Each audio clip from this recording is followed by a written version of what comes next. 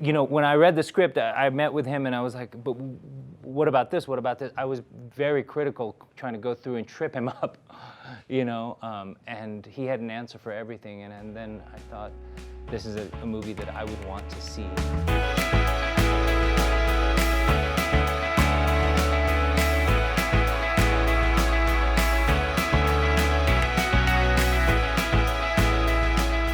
So right after I graduated college, I made a spec video that was shot entirely on Google Glass. Google didn't hire us to do it or anything like that, but we made it. It was 2.5 minutes long. I traveled the world just wearing this thing, a wedding ring and the same clothes for 2 weeks.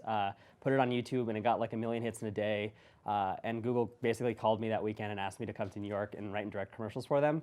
So I was there in New York doing that for 2 years. And then when the opportunity to make this film came up, which is sort of a natural progression as far as like, you know, themes of technology and telling stories that involve technology in cinematic ways, I kind of jumped at it, quit my job, moved back from New York to LA, and then started making the movie.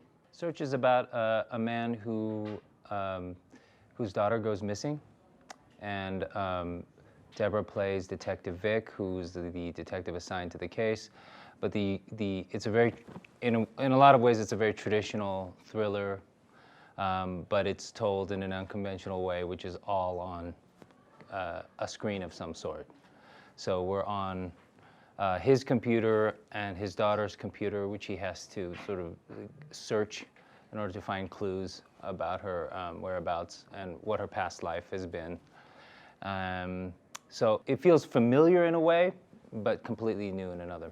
Immediately, I knew I was in uncharted territory, and it just felt like a crazy, exciting, risky experiment. And you know, doing it brought a lot of new challenges as an actor, and that's always something that you look for. Obviously, you know, doing scenes, looking at a screen, you have nothing to work with. You know, he would be in our ears saying, okay, look at the top of the screen, the right corner. Okay, halfway through the scene, you're going to need to look down. You're going to see this at the bottom of the screen. So it was interesting. It was really an observation on what our lives have become.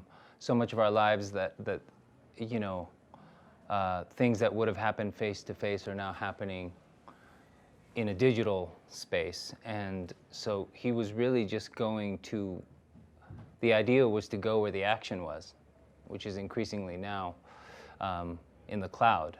And so I thought it was a great observation, and the challenge was, can we still make it about human emotions, about desire, about desperation, about love, but keep this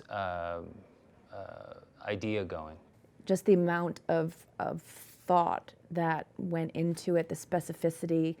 I could just tell that it was all just in his head. And I just felt like, you know what, I don't even care if it doesn't work. I just want to dive in and be a part of something that, you know, might be expanding, you know, what we think is storytelling.